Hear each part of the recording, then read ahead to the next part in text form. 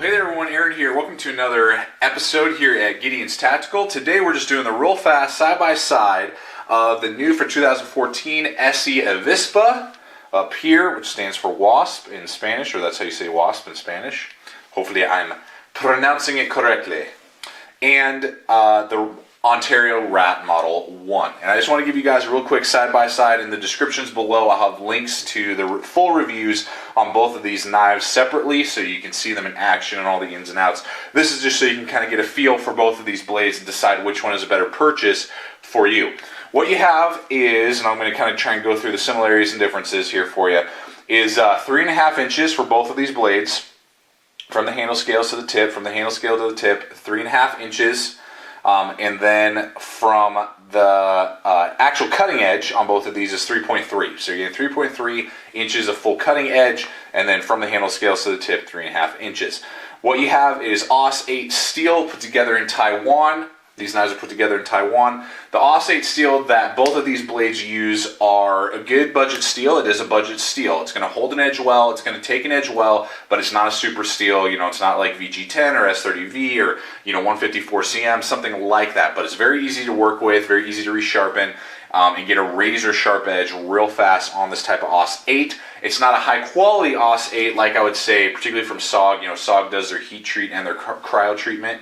And AUS-8 is very susceptible to heat and cold when you're preparing the blade for to be put on a knife. So a SOG knife with AUS-8 is going to hold its edge a little longer. Same with like a cold steel knife. You're going to find that those hold their edges a little longer than this, but this is going to hold its edge about the same as like a Kershaw ACR 13 MOV steel type of blade. So not a bad steel, particularly at the price point, which is right around $28, $29 for both of these blades.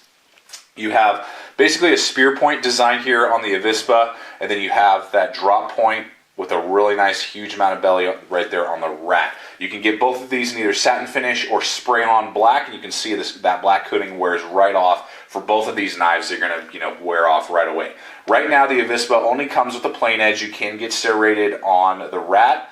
I hate serrations. They're, in my opinion, worthless, so I don't really care that the AVISPA does not allow you right now. They may come out in the future with some serrated models. I'm not sure. All right, so there's the blade design. It's very similar. Going to give you basically the same amount of cutting capabilities. You're just going to get a little bit better slicing capability out of the RAT because of the larger amount of belly. Now when it goes to deployment, what you have on the AVISPA is thumb studs that are not bad, particularly for righties. You can purchase them very easily. Grab them, boom, whips open real nice, real quick. What I will say though is for lefties, the thumb stud is a lot shorter and stubbier. So it's almost impossible to purchase the left-handed thumb stud, whereas the right-handed one is very easy to do on the AVISPA. Whereas with the RAT Model 1, you're getting the exact same thumb stud on both sides. So you are going to be able to deploy them regardless if you're left or right-handed. It's super easy to deploy the RAT Model 1, whereas if you're a lefty, you're not really going to enjoy using the AVISPA. I'm just going to be honest with you. Yeah, if you're a lefty, I'm going to go with the RAT Model 1 right out of the gate, just kind of help you guys out. That would be the one I would highly recommend.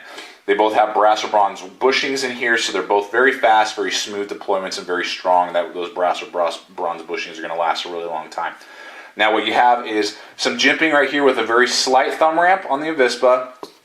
And then you have a more aggressive thumb ramp with more aggressive jimping on the RAT. So that's something to note. If you're really into jimping and thumb ramps, you're going to probably like the RAT. If you're more like me and I'm not a huge fan of tons of jimping and I'm not a huge fan of thumb ramps, you're going to probably like the AVISPA a little bit better just because it's not quite as crazy here with the thumb ramp and everything else. They both have these blank spots right here that are exactly the same size that you can easily kind of choke up and use as a finger choil basically if you do want to do extended cutting tasks. As we move down the line here, what you have are Zytel handles. On this AVISPA, you have a Zytel handle scale that has better handle traction and just better checkering than you're going to get on the RAT Model 1. So you're going to get better traction on this side. The difference is, if you haven't seen already, is that you get 410 stainless steel on the other side. That makes it to be very strong because it's a frame lock, not a liner lock. That frame lock's going to hit dead center, very strong, and is about as thick as the blade itself, which is really nice. And you're going to get that pillar construction there. And then on the other side of that Zytel is a steel little tiny liner in there, and it is machined out, which makes for a very thin in the hand and in the pocket, and lightweight knife. You're going to find that the Avispa is a lot thinner in the hand than the RAT Model 1 because it's Zytel on each side, and that the steel liners in there have not been milled out at all. So this one's going to weigh 5 ounces. I don't have an exact weight on the Avispa, but with playing with it and holding it, I'm going to guess right around 4.5 ounces. So you're definitely getting a lighter, thinner in the pocket and in the hand knife. I'm going to show you right here. You can see there the Avispa is definitely a thinner profile overall. They're both flow-through construction though. Both have Zytel handle scales. The frame lock is obviously going to be a lot stronger. The liner lock is not quite as strong, but it's still a nice, very thick liner lock. The difference is I can easily disengage this liner lock with my finger, which is, a big plus. You can do it any which way you hold the knife. You can easily disengage and then whip open super fast that RAT Model 1. The Avispa, because it's a frame lock and it's a lot stronger, it's a little harder to grab right here. I would like to see maybe just some jimping in that liner or that frame lock just a little higher so I could purchase it a little bit better, because it's very difficult holding the knife this way to disengage. It kind of hurts your finger. Whereas if you use it like this and use your index finger, you can easily disengage the frame lock. So it's just a little bit harder, basically, is what I'm trying to get at, to disengage the frame lock on the Avispa than it is to disengage the liner lock on the RAT Model 1. They are both the exact same handle profile. They are tip down, tip up, left or right pocket clips. That is fantastic. Nothing to complain about there. You're going to get a bigger lanyard hole on the Avispa. You could definitely run 2 runs of paracord through there.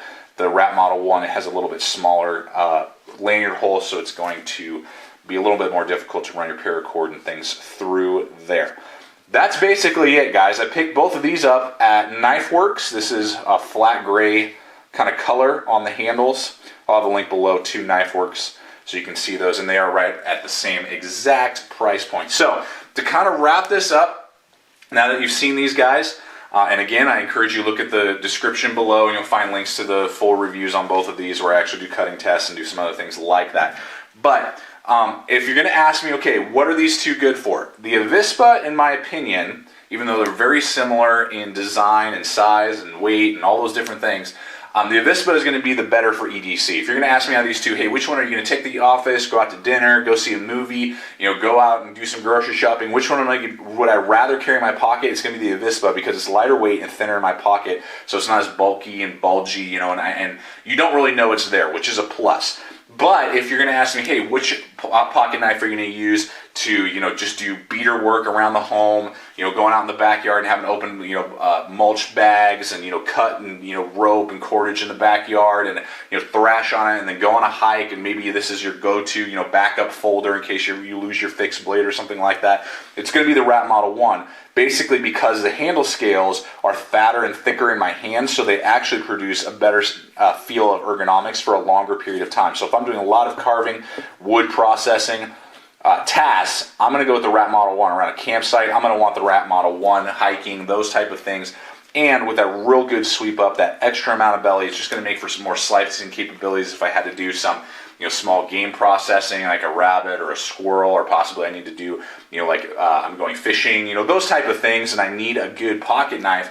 I think I'm going to go with the RAT Model 1 over the Avispa because the Avispa is better for EDC.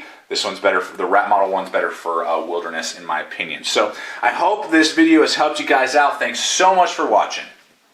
Well, everyone, thank you so much for watching this particular episode of Gideon's Tactical. Please subscribe, comment, like the videos, share the videos, and check out our Facebook page. You can find it on the YouTube homepage of Gideon's Tactical. Like our Facebook page where you'll get updates of upcoming videos, you'll get photos, as well as upcoming gear, new gear releases, that products and companies that are released, as well as behind the scenes footage and bloopers that you'll never see make it to YouTube. So thanks so much for watching, everyone. Stay equipped, stay prepared.